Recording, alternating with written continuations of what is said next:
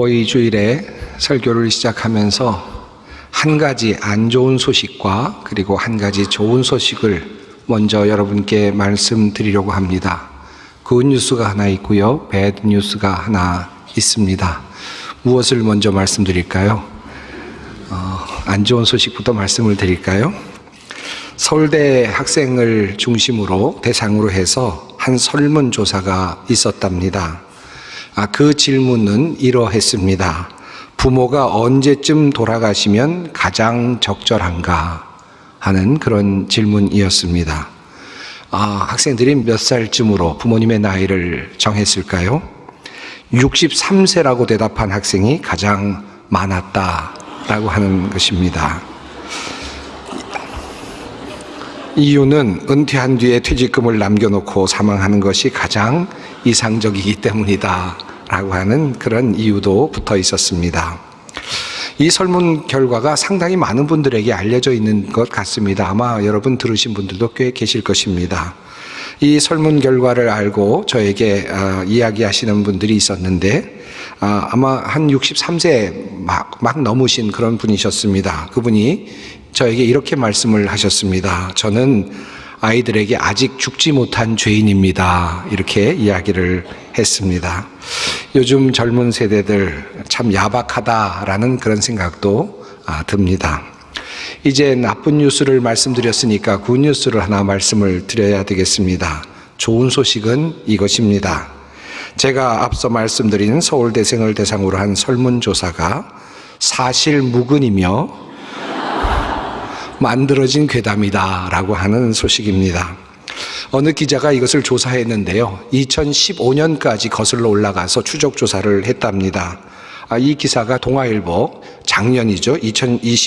재작년이네요. 2021년 5월 9일에 실렸습니다. 아마도 일종의 엽기 유머였을 가능성이 있다라고 하는 그런 결과 보고였습니다. 여러분 좀 마음이 놓이십니까? 서아영 기자가 취재를 했는데요, 그 기자가 이 설문조사에 대해서 추적조사를 하게 된 이유가 있었습니다. 그것은 부모 세대들에게 이런 소식이 전해질 때마다 폭발적인 반응이 일어났다는 것입니다. 충격적인 반응이 일어났기 때문에 사람들에게 계속해서 회자가 되더라는 것이죠. 그래서 정말 그것이 있었는지 확인을 할 수밖에 없었다라는 것입니다. 흥미로운 점은 2021년에 그 기사가 나갔는데도 불구하고 지금까지도 그 이야기가 여전히 부모들 사이에서 회자되고 있다라고 하는 사실입니다. 이 설문조사가 괴담이라고 하니까 그래도 참 다행입니다. 그러면 그렇죠, 우리 자녀들이 그럴 리가 있겠습니까? 저도 곧 63세가 되는데 말입니다. 오늘은 어버이 주일입니다. 옛날에는 어머니 주일로 지켰고요, 또 어머니 날이라고 해서 지키기도 했죠. 제가 어렸을 때는 어머니 날로 지켰던 기억이 있는데 그때마다 불렀던 노래가 기억이 납니다. 나실제 괴로움 다 잊으시고 기를제 밤낮으로 애쓰는 마음, 진자리 마른 자리 갈아뉘시고 손발이 다 닳도록 고생하시네. 하늘 아래 그 무엇이 넓다 하리요 어머님의 희생은 가히 없어라. 아마 나이 드신 분들은 이 가사 기억하실 것이라고 생각합니다. 그리고 이 가사 읽으시면서 아마 가슴이 뭉클해지거나 눈물이 나시는 분들도 계실 줄 압니다. 저도 제가 어렸을 때 이 노래를 부를 때마다 가슴이 뭉클해지곤 했습니다. 그런데 언제부턴지 이 노래가 잘 불려지지 않는 것 같습니다. 그래서 요즘 궁금증이 생겼습니다. 요즘 젊은 세대가 이 노래 가사를 보면 어떤 생각이 들까? 과연 내가 어렸을 때 느꼈던 같은 느낌을 요즘 세대들도 할까라는 생각이 들었습니다. 중학교 다니는 아이에게 이것을 보여주고 또 읽혀주고 이 노래를 한번 불러보라고 했더니 그 아이의 반응은 이러했답니다. 우액이라고 했다고 합니다. 예, 꽤나 어색한 그런 가사로 아마 보여지는 것 같습니다. 이것이 요즘 세대가 보는 그런 아마 부모님에 대한 모습일지도 모르겠습니다. 세상이 많이 바뀌기도 했습니다만은 저도 짧은 인생이나마 살다 보니까 이런저런 생각이 듭니다. 전에 제가 어렸을 때에는 어머니 아버지를 보면서 참 감사한 마음이 들었고, 그리고 나중에 제가 효도를 해야 되겠다 하는 그런 생각이 늘 있었죠. 그런데 제가 정작 이제 아버지가 되고 부모가 되고 나니까 조금 다른 생각이 들기도 합니다. 내가 부모가 되어서 아이들에게 과연 너희는 나에게 효도해야 돼 라고 과연 말할 수 있는 자격이 있는가 하는 생각이 요즘 듭니다. 그럴 만한 자격이 있는 것일까 하는 생각이 드는 것입니다. 사실 아이는 부모들에게는 참 큰 기쁨이죠. 얼마나 아이들로 인해서 부모들이 큰 위로를 얻고 행복을 느낍니까? 저는 아이를 키우면서 이런 생각을 종종 했습니다. 어떻게 이렇게 아이를 향한 사랑이 솟아올라올까 하는 생각이 들었습니다. 다른 사람들 같으면 절대로 내어주지 않을 것 같은 것들을 아이들에게는 서슴없이 내어주는 것, 아니 생명까지도 내어줄 수 있는 이 마음은 도대체 어디에서부터 올라오는 것일까? 참 신비롭다 하는 그런 생각을 하곤 했습니다. 어찌 보면 아이를 사랑하고 키우는 것은 하나님께서 우리에게 주신 큰 부모에게 주신 본성이고 큰 기쁨이라 할 수 있을 것입니다. 그래서 아이를 낳은 부모는 자연스럽게 아이를 사랑하게 됩니다. 이 말을 바꾸어 말하면 이렇습니다. 부모는 아이들에게 내가 너희를 사랑했는데 얼마나 힘들었는지 아니? 라고 말할 명분이 사실은 없다라는 것입니다. 부모가 아이를 사랑하는 것은 자랑할 만한 일이 못 된다라는 것이죠. 당연한 것이 됩니다. 이미 아이들은 자라나면서 부모에게 기쁨을 주었기에 이미 은혜를 다 갚은 것이나 다름이 없을 것입니다. 오늘 어버이날인데 이런 이야기가 어쩌면 부적절하게 느껴질지도 모르겠습니다. 하지만 우리가 어버이로서 또 자녀로서 이 사실을 서로 인정하고 또 그것을 분명하게 확인하는 것이 매우 중요하다라는 생각을 합니다. 우리가 십계명을 잘 알고 있죠. 그 십계명 중에 부모를 공경하라라고 하는 계명이 5번째 계명으로 주어져 있습니다.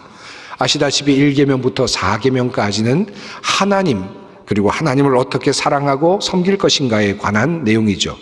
그리고 5번째 계명부터 마지막까지 계명은 인간들, 이웃들을 어떻게 사랑하고 섬길 것인가에 관한 계명이라고 할 수 있겠습니다. 이렇게 이웃과의 관계에서 첫 번째로 주어진 그 계명이 바로 내 부모를 공경하라라고 하는 명령입니다. 에베소서 오늘 본문 말씀은 이 부모 공경에 대한 말씀을 이렇게 덧붙여서 해석해 주고 있습니다. 내 아버지와 어머니를 공경하라. 이것은 약속이 있는 첫 계명이니 이로써 내가 잘 되고 땅에서 장수하리라. 오늘의 본문은 이 부모 공경의 계명이 약속이 함께 있는 계명이다. 그리고 약속이 들어있는 첫 번째 계명이라고 그렇게 말씀하고 있습니다. 내 부모를 공경하라라는 말로 끝나지 않았습니다.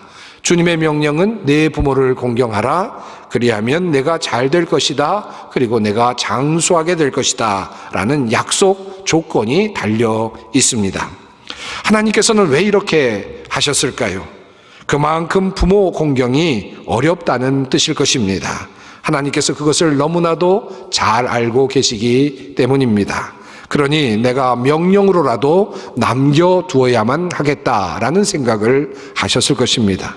아니 그것만으로도 동기부여가 잘 되지 않을 것 같으니 사람이 살면서 가장 좋아하고 원하는 것 그것을 상으로 걸어야 되겠다라는 생각도 하셨을 것 같습니다.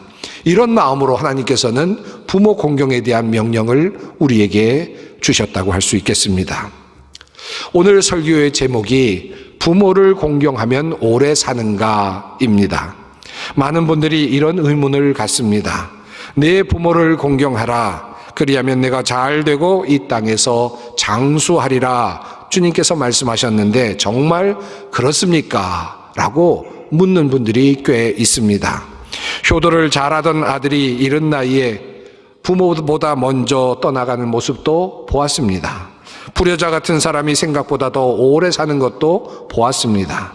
불효를 저지르는 사람이 도리어 잘 되는 모습도 종종 우리는 발견하곤 합니다.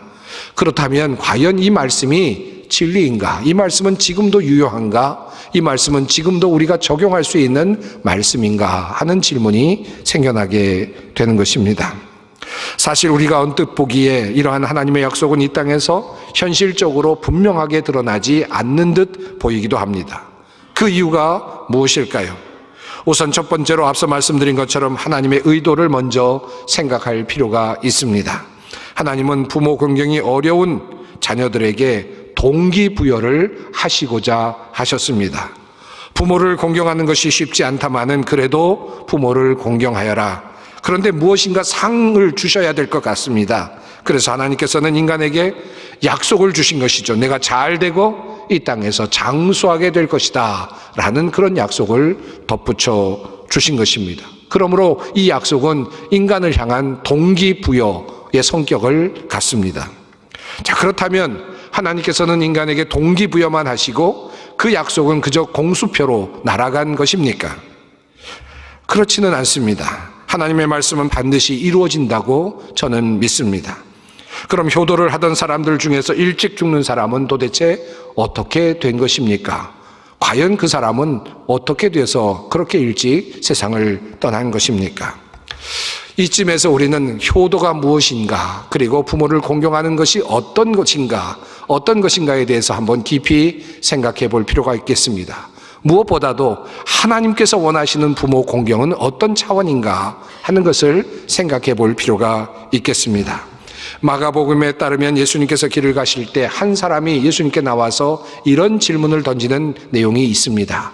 선한 선생님이여, 내가 무엇을 하여야 영생을 얻으리이까? 이 질문에 대하여 예수님께서 이렇게 답을 하시지요. 내가 어찌하여 나를 선하다 일컫느냐? 하나님 한 분 외에는 선한 이가 없느니라. 내가 계명을 안 하니 살인하지 말라, 간음하지 말라, 도둑질하지 말라, 거짓 증언하지 말라, 속여 빼앗지 말라, 내 부모를 공경하라 하였느니라. 여기에서 예수님께서 내 부모를 공경하라 하셨느니라 라는 말씀을 한 사람에게 하셨습니다. 자, 그렇게 해야 한다. 그래야 너희가 영생을 얻을 수 있다 라는 말씀을 하셨죠. 그때 이 사람이 이렇게 대답을 하지 않습니까? 선생님이여, 이것은 내가 어려서부터 다 지켰나이다. 지금 이 사람은 모든 율법을 다 지켰다고 말씀을 하고 있습니다. 이 안에는 내 부모를 공경하라는 그 말씀도 포함이 되어 있습니다. 이 사람이 대답하는 이 마음속에는 아마 이런 생각이 있겠죠. 나는 부모님을 잘 공경하고 있습니다. 부모님께 모든 것을 잘 살펴드리고 있습니다. 그런 의미에서 나는 부모님을 잘 공경하고 있습니다 라는 의미로 대답을 했을 것입니다. 그러나 주님께서는 무엇이라고 말씀하십니까? 내게 아직도 한 가지 부족한 것이 있다 라고 그렇게 말씀하시죠. 우리는 이 말씀 속에서 하나님의 율법을 온전히 지켜낼 수 없는 인간의 숙명을 늘 바라보게 됩니다. 이와 같은 인간의 숙명을 잘 말씀하고 있는 내용이 바로 마태복음 5장에 나오는 산상수훈의 말씀이죠. 주님께서는 이렇게 말씀하셨습니다. 살인하지 말라 하는 말을 너희가 들었거니와 너희에게 이르노니 형제에게 노하는 자마다 이미 심판을 받았느니라. 살인하지 말라 하는 이 계명의 의미가 무엇인가? 사람들에게 노하지 말라라는 말과 같다라는 것이고, 사람들에게 노하는 자마다 이미 살인했다라고 하는 말씀이기도 합니다. 이와 같은 관점에서 부모 공경을 적용한다면 부모 공경은 어떤 차원이 될까요? 결국 우리는 온전히 하나님께서 원하시는 수준의 부모 공경에 도달하지 못하고 있다고 할 수 있겠습니다. 어느 정도 부모 공경에 도달할 수 있을지는 모르겠습니다. 하지만 우리는 부모 공경을 통해서 장수하게 되는 축복, 그런 축복을 누리기에는 그 부모 공경의 정도나 수준이 미치지 못하고 있다라고 그렇게 말할 수도 있겠습니다. 하나님께서 원하시는 부모 공경의 차원은 어떤 차원일까? 그러다 어느 날 묵상을 하던 중에 한 가지 생각이 떠올랐습니다. 하나님께서 내 부모를 공경하라 그리하면 내가 장수하리라 말씀을 하셨다면, 그리고 그 말씀이 진리라면, 그리고 그 말씀이 성경 안에서 이루어졌다면 성경에 나오는 장수한 사람은 도대체 어떤 사람일까? 혹시나 그를 통해서 부모 공경에 대한 단서를 우리가 얻을 수 있지 않을까 하는 그런 생각을 해보았습니다. 그래서 찾아보았더니 성경에 나오는 사람 중에 가장 오래 산 사람이 있는데 그 사람의 이름은 바로 무두셀라라고 하는 사람이었습니다. 창세기 5장에 나오는 인물입니다. 무드셀라와 관련해서 성경을 읽다가 참 흥미로운 것들을 많이 알게 되었습니다. 무드셀라와 관련된 내용은 이렇습니다. 무드셀라는 187세에 라멕을 낳았고, 라멕을 낳은 후 782년을 지내며 자녀를 낳았으며 그는 969세를 살고 죽었더라. 이렇게 성경은 말씀하고 있습니다. 무드셀라가 이 땅에서 살았던 시간은 인간으로서의 시간으로서는 최장의 시간이었습니다. 성경이 우리에게 알려주는 바로 그 내용입니다.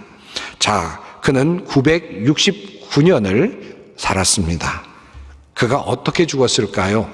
그리고 그 언제 죽게 되었을까요? 그 이야기를 읽어가다 보면 흥미로운 한 가지를 발견하게 됩니다.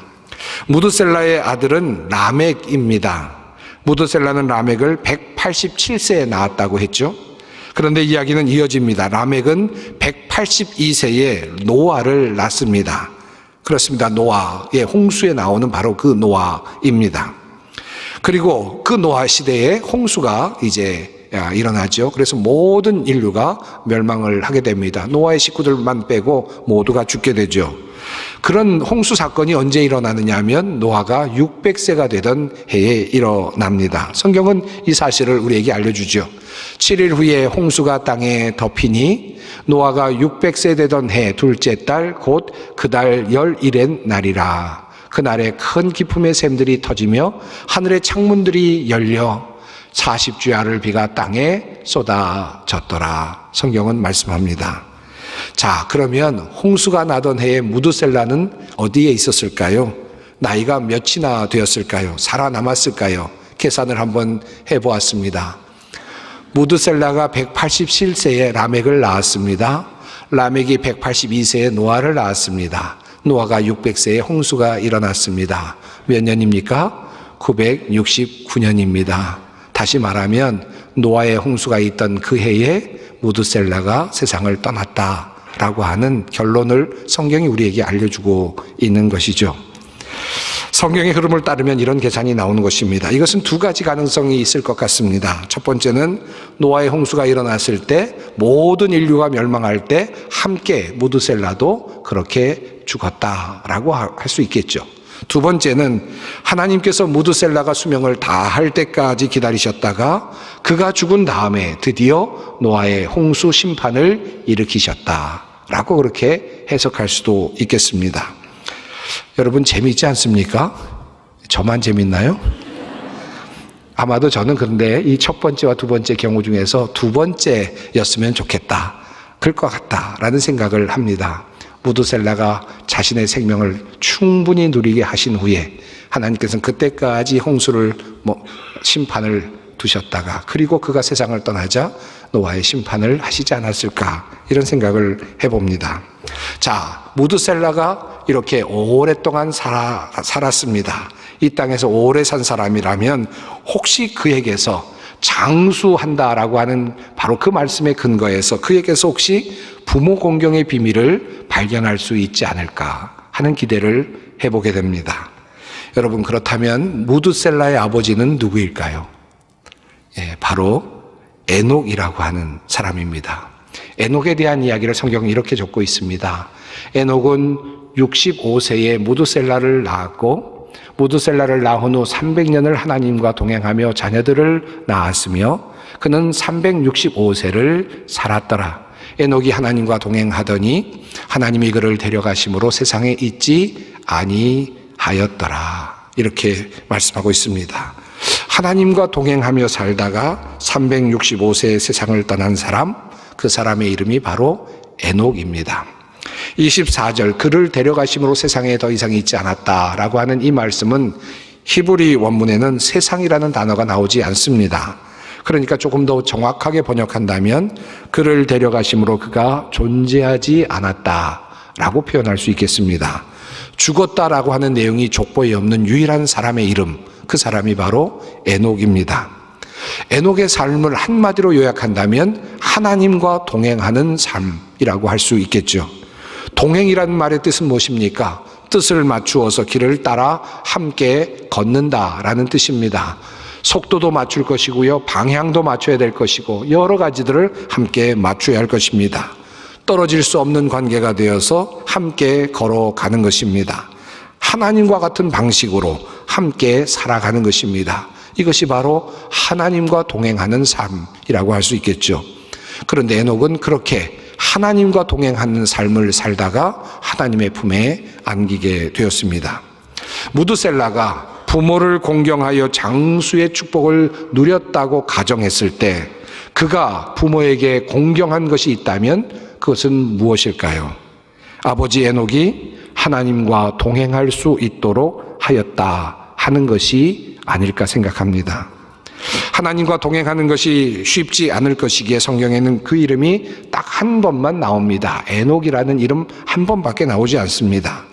그런 의미에서 무드셀라는 이 세상에서 부모 공경으로 장수의 축복을 누린 유일한 사람이 아닐까 하고 생각을 해볼 수도 있겠습니다. 사랑하는 성도 여러분, 우리가 어버이 주일을 보내고 있습니다. 부모님의 사랑에 감사하고 은혜에 보답하는 일은 우리가 마땅히 해야 할 일일 것입니다. 용돈도 드려야지요. 불편함이 없게 해드려야지요. 형제간에 화목하는 것도 매우 중요한 것입니다. 하지만 우리는 무드셀라와 그리고 에녹의 족보를 보면서 한 가지 생각을 덧붙이게 됩니다. 그것은 바로 진정한 부모 공경은 우리 부모님이 구원을 얻게 되는 것, 그리고 부모님이 하나님과 동행하는 삶을 살아가게 해드리는 것, 그것이 아닐까 하는 생각을 하게 됩니다. 우리 부모님이 하나님과 깊은 교제로 나갈 수 있도록 해드리는 것, 영생을 얻을 수 있게 해드리는 것, 구원을 얻을 수 있게 해드리는 것, 하나님과의 관계 안에서 진정한 평화를 맛보며 이 세상을 살아가실 수 있도록 해드리는 것, 이것이야말로 가장 중요한 바로 부모 공경이 아니겠습니까? 어떤 분들은 이렇게 말씀하실지 모르겠습니다. 그 부모님이 그만 세상을 다 떠나셔서 이제는 없습니다. 그 부모님 내가 구원 얻게 해드리고 싶었고 했는데 그만 그 기회도 다 놓쳐버렸습니다 라고 후회하시는 분이 혹시 계실지 모르겠습니다. 그렇다면 여러분은 한 가지 하실 수 있는 일이 있습니다. 여러분이 하나님과 스스로 동행하는 삶을 사심으로써 여러분의 자녀들이 효자가 되게 하는 것입니다. 주님을 온전히 섬김으로써, 주님과 동행하는 삶을 사심으로써 여러분의 자녀들이 부모를 공경하는 일을 할 수 있게 해 주시는 것입니다. 사랑하는 성도 여러분, 그러므로 오늘 주님께서 우리에게 명령하십니다. 내 아버지와 어머니를 공경하라. 이것은 약속이 있는 첫 계명이니 이로써 내가 잘 되고 땅에서 장수하리라.